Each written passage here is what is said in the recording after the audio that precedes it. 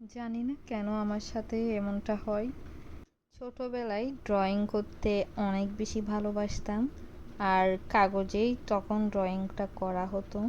আর যেটাই আমার কাছে অনেক বেশি ভালো লাগতো বা অনেক ভালো লাগার ড্রয়িং ছিল, সেটাই কিন্তু কোনো না কোনোভাবে নষ্ট হয়ে যেত। হয়তো পানি পড়ে নষ্ট হতো, না হয় আমি মোছামুছি করতে গিয়ে কাগজটা অনেক বেশি নরম করে ফেলতাম, যার কারণে ছিঁড়ে যেত।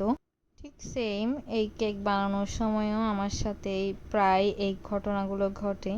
আমার কাছে যে ডিজাইনটা অনেক বেশি ভালো লাগে বা যে ডিজাইনটা আমি অনেক বেশি সুন্দর করে করতে চেষ্টা করি, সেইখানে দেখা যায় কিছু না কিছু ভুল হয়ে যায়।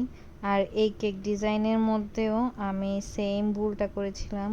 আমার মনে হয়েছিল নিচেও উপরের মতো সেম বর্ডারটা দিলে মনে হয় অনেক বেশি সুন্দর লাগবে, কিন্তু এই বর্ডারটা দেওয়ার পর মোটেও কেকটা একদম ভালো লাগছিল না। তাই আমি আবার বর্ডারটা তুলে ফেললাম, আর তুলে ফেলতে গিয়ে আমার কেকের ফিনিশিংটা অনেক বেশি নষ্ট হয়ে যায়।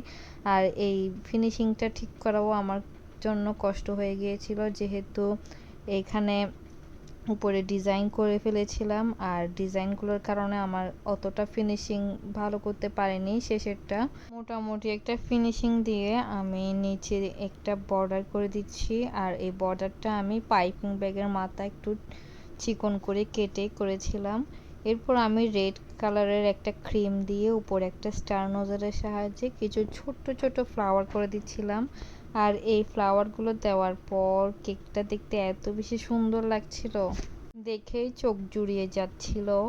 এমন একটি ডিজাইন ছিল এটি। আর বাকি কাজগুলো আমি করেছিলাম লাইভে, তাই এই ক্লিপগুলো দিতে পারিনি। আপনাদের কাছে কেমন লেগেছে অবশ্যই কমেন্ট করে জানাতে ভুলবেন না। আর আমাকে যারা এত সুন্দর সুন্দর কমেন্ট করেন তাদেরকে অনেক বেশি ধন্যবাদ।